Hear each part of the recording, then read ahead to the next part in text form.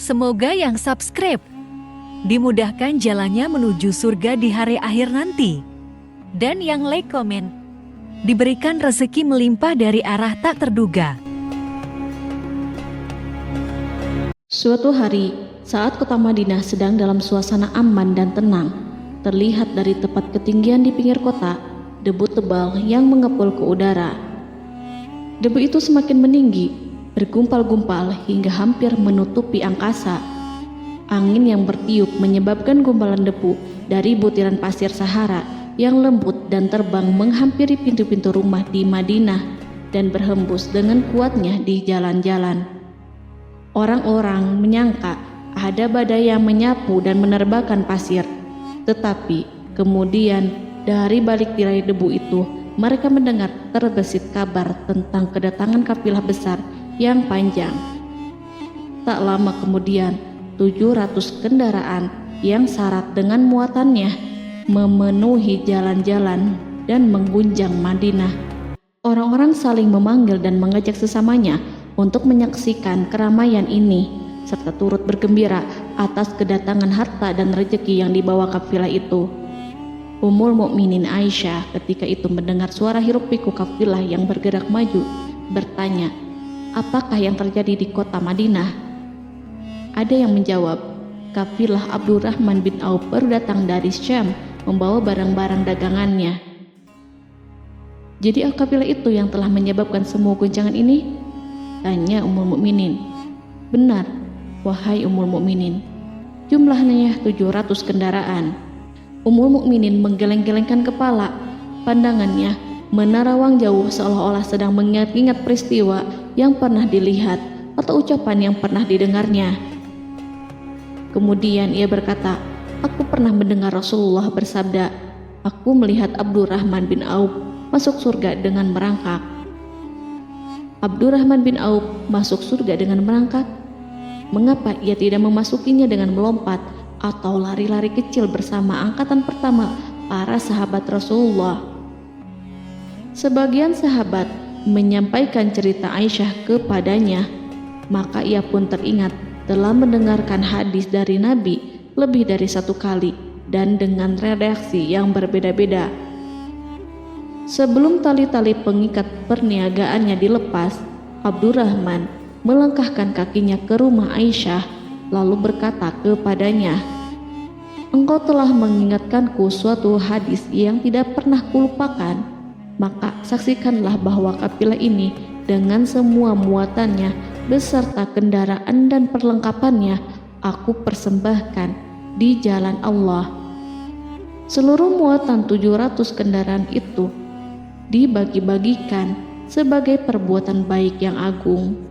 Peristiwa yang satu ini saja sudah cukup untuk mengukir sebuah gambaran yang sempurna tentang kehidupan sahabat Rasulullah Abdurrahman bin Auf. Dialah saudagar sukses yang lebih sukses daripada kesuksesan yang pernah ada. Dia merupakan orang kaya dengan kekayaan yang melimpah ruah. Dia adalah seorang mukmin yang bijaksana yang tidak ingin bagian dari keuntungan agamanya hilang begitu saja dan tidak sudi kekayaannya membuat dirinya tertinggal dari kafilah iman dan pahala surga. Untuk itu, ia mendermakan harta kekayaannya dengan kemurahan hati dan kesadaran nurani. Sebelum saya melanjutkan kisahnya, dimohon kepada pemirsa untuk menonton video ini sampai selesai, serta mohon dukung channel ini supaya semakin berkembang dengan cara like serta berikan komen positifnya. Semoga dukungan pemirsa menjadi pahala dan dimudahkan segala urusan pemirsa di dunia dan akhirat. Bismillahirrohmanirrohim. Abdurrahman bin Auf adalah seorang dari 8 orang yang lebih awal masuk Islam. Abu Bakar datang kepadanya menyampaikan Islam, termasuk kepada Utsman bin Affan. Abdurrahman bin Auf telah memasuki Islam pada permulaan dakwah, yakni sebelum Rasulullah memasuki Darul Arqam dan menjadikannya sebagai tempat pertemuan dengan para sahabatnya yang beriman. Tidak ada persoalan yang tertutup bagi mereka dan tiada keraguan yang menjadi penghalang. Bahkan mereka segera bersama Abu Bakar As-Siddiq menemui Rasulullah untuk menyatakan baiat dan memikul bendera Islam.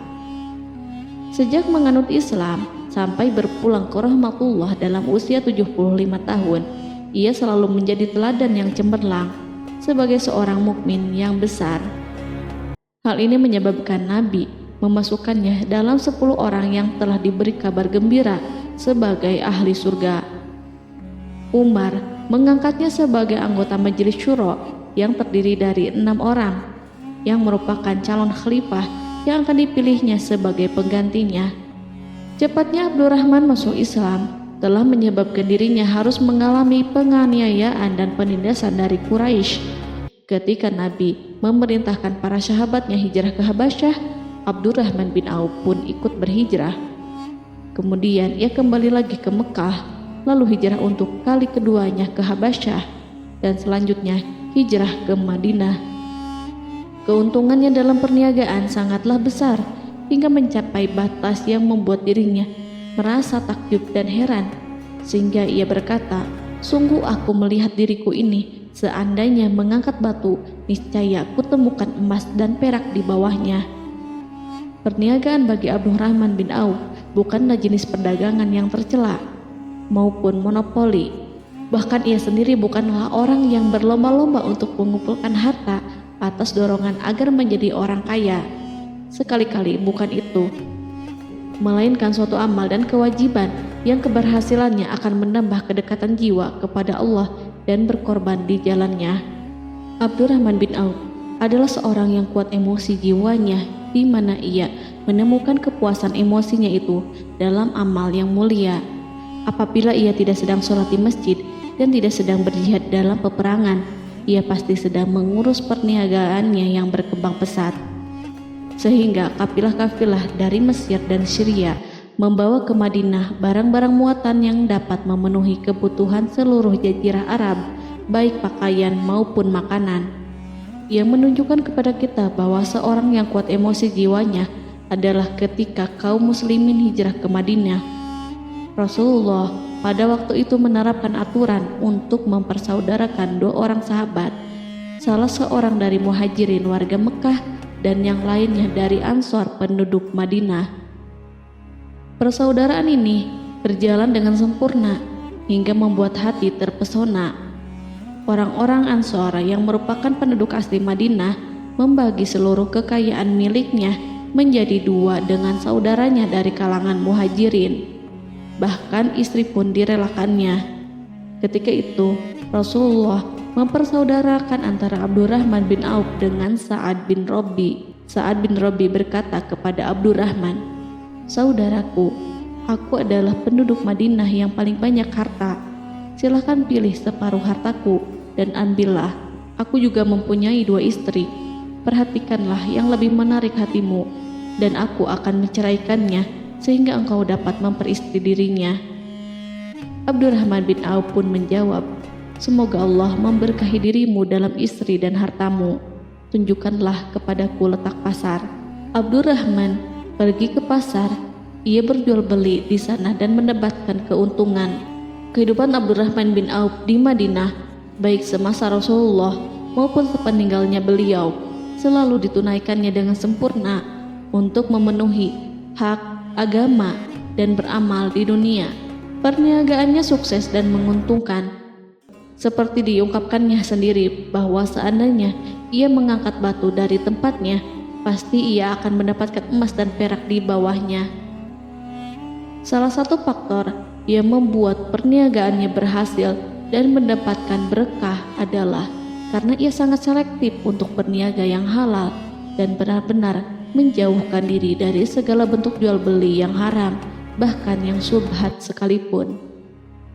Selain itu, faktor yang menambah kejayaan dan keberkahannya adalah labanya yang bukan untuk Abdurrahman sendiri, melainkan di dalamnya terdapat bagian Allah yang ia penuhi dengan baik. Ia menggunakan hartanya untuk memperkokoh hubungan kekeluargaan dan mengeratkan tali persaudaraan, serta menyediakan perlengkapan yang diperlukan untuk tentara Islam. Bila total perniagaan dan kekayaan yang lainnya ditambahkan keuntungan yang diperolehnya dihitung, Jumlah kekayaan Abdurrahman bin Auf itu dapat diperkirakan dengan memperhatikan jumlah yang dibelanjakannya di jalan Allah. Suatu hari, ia mendengar Rasulullah bersabda, "Wahai Ibnu Auf, engkau termasuk golongan orang kaya dan engkau akan masuk surga dengan merangkak. Karena itu, pinjamkanlah kekayaan itu kepada Allah agar Dia mempermudah langkahmu." Sejak ia mendengar nasihat Rasulullah ini dan menyediakan bagi Allah pinjaman yang baik, Allah justru semakin melipat gandakan kekayaannya hingga berlimpah ruah. Suatu hari, ia menjual tanah seharga 40.000 dinar. Kemudian uang itu dibagi-bagikan semuanya untuk keluarganya dari Bani Zuhrah, untuk para istri Nabi, dan untuk kaum muslimin yang miskin. Pada kesempatan lain, ia menyerahkan 500 ekor kuda untuk perlengkapan tentara Islam. Pada hari yang lain, ia menyerahkan 1.500 kendaraan unta. Menjelang wafat, ia mewasiatkan 50.000 dinar untuk diinfakkan di jalan Allah. Ia juga berwasiat bagi setiap orang yang ikut perang Badar dan masih hidup, masing-masing mendapatkan 400 dinar. Hingga Utsman bin Affan juga mengambil bagian dari wasiat itu, meskipun termasuk orang yang kaya. Ia berkata, harta Abdurrahman bin Auf halal lagi bersih, dan memakan harta itu membawa keselamatan dan keberkahan. Ibnu Auf adalah seorang yang mengendalikan hartanya, bukan dikendalikan oleh hartanya. Sebagai buktinya, ia tidak mau celaka dengan mengumpulkan dan tidak menyimpannya. Bahkan ia mengumpulkannya dengan tetap merendahkan hati dan dari jalan yang halal. Kemudian harta itu tidak dinikmati untuk kepentingannya sendiri, melainkan untuk dinikmati bersama keluarga, kerabat, rekan-rekan, dan masyarakat seluruhnya. Karena begitu luas pemberian serta bantuannya, ada yang mengatakan seluruh penduduk Madinah berserikat dengan Abdurrahman bin Auf pada hartanya. Sepertiga dipinjamkannya kepada mereka, sepertiga lagi dipergunakannya untuk membayar hutang-hutang mereka, dan sepertiga sisanya dibagi-bagikan kepada mereka. Harta kekayaan ini tidak akan pernah membuat kelegaan dan kesenangan pada dirinya selama ia belum menemukan jalan untuk membela agama dan membantu rekan-rekannya. Adapun untuk selain itu, ia selalu merasa khawatir terhadap kekayaannya. Pada suatu hari, dihidangkan kepadanya makanan untuk berbuka karena waktu itu sedang berpuasa. Ketika pandangannya tertuju pada hidangan tersebut, selera makannya pun bangkit. Namun, ia justru menangis sambil berkata, "Mus'hab bin Umair telah gugur sebagai syahid, dan ia jauh lebih baik daripada aku. Ia hanya mendapat kafan sehelai kain yang jika ditutupkan ke kepalanya, maka kelihatan kakinya, dan jika ditutupkan ke kedua kakinya, terbukalah kepalanya. Demikian pula Hamzah yang jauh lebih baik daripada aku. Ia pun gugur sebagai syahid, dan saat akan dikuburkan hanya mendapatkan sehelai selendang. Dunia ini telah dihamparkan kepada kami seluas-luasnya, dan hasil sebanyak-banyaknya telah diberikan kepada kami. Sungguh kami khawatir bila pahala kebaikan kami telah disegerakan balasannya di dunia." Pada peristiwa lain, sebagian sahabat berkumpul bersamanya menghadapi jamuan makan di rumahnya. Tak lama setelah makanan diletakkan di hadapan mereka, Abdurrahman menangis sehingga rekan-rekannya bertanya, "Apa yang membuatmu menangis, wahai Abu Muhammad?"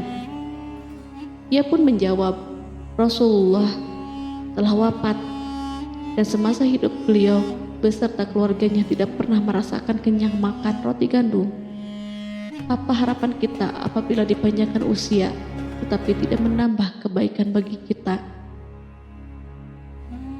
Demikianlah, kekayaan yang melimpah itu sedikit pun tidak membangkitkan kesombongan dan takabur dalam dirinya. Bahkan orang-orang mengatakan tentang dirinya, seandainya seorang asing yang belum pernah mengenalnya kebetulan melihatnya sedang duduk bersama budak-budaknya, niscaya ia tidak bisa membedakan di antara mereka.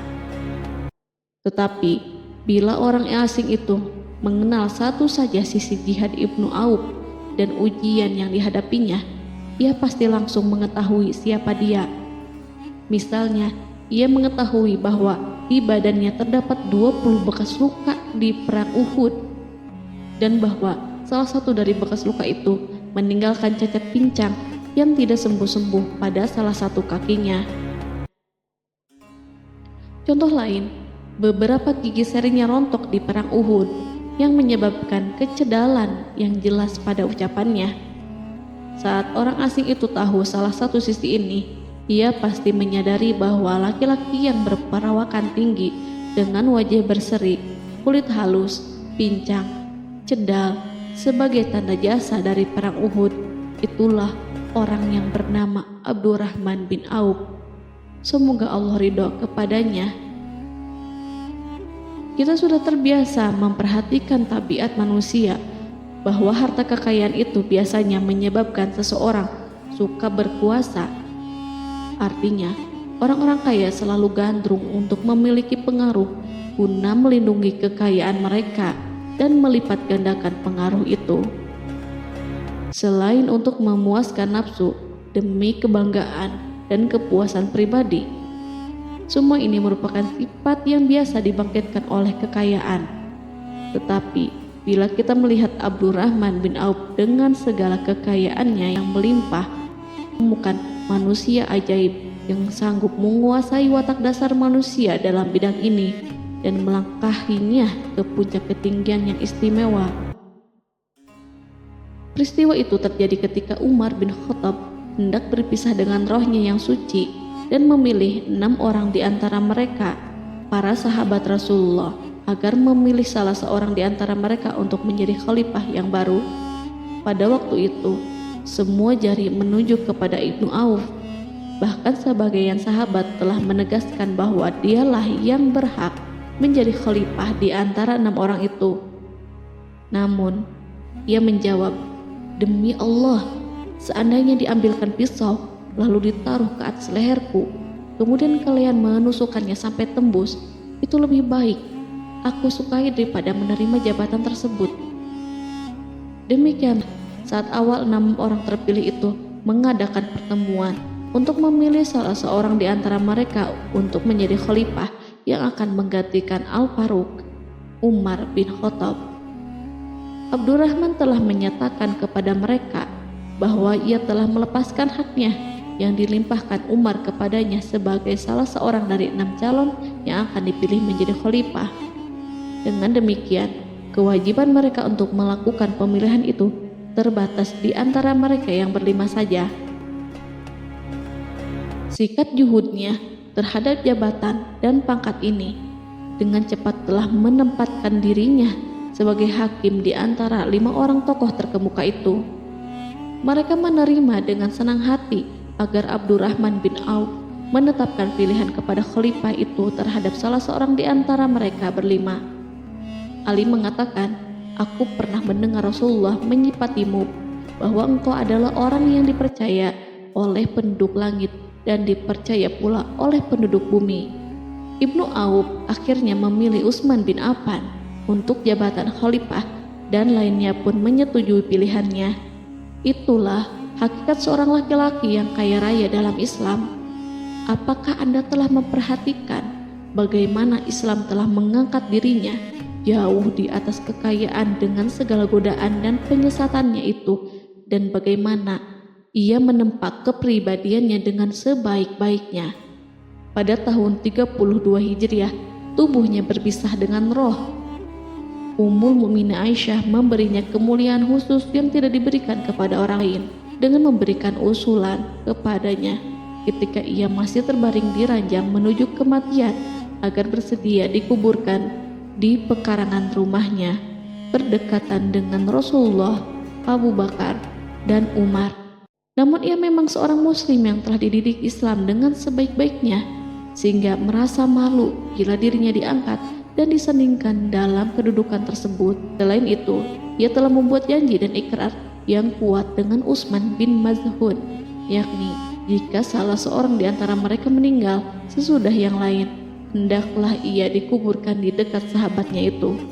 Saat rohnya bersiap-siap memulai perjalanan yang baru, air matanya meleleh, sedangkan lidahnya bergerak-gerak mengucapkan kata-kata. Aku khawatir dipisahkan dari sahabat-sahabatku karena kekayaanku yang melimpah ruah. Namun, ketenangan dari Allah segera menyelimutinya. Lalu senyuman tipis menghiasi wajahnya disebabkan sukacita yang memberi cahaya dan kebahagiaan yang menenteramkan jiwa. Ia memasang telinganya untuk menangkap sesuatu, seolah-olah ada suara yang lembut merdu yang datang mendekat. Ia sedang mengenang kebenaran sabda Rasulullah yang pernah beliau ucapkan, Abdurrahman bin Auf di dalam surga. Ia barangkali juga sedang mendengarkan janji Allah dalam kitabnya. Orang yang menginfakkan hartanya di jalan Allah, kemudian tidak mengiringi apa yang diinfakkan itu dengan menyebut-nyebut dan menyakiti perasaan penerima, maka memperoleh pahala di sisi Rabb mereka. Tidak ada rasa takut pada mereka dan mereka tidak bersedih hati. Quran Surat Al-Baqarah ayat 262.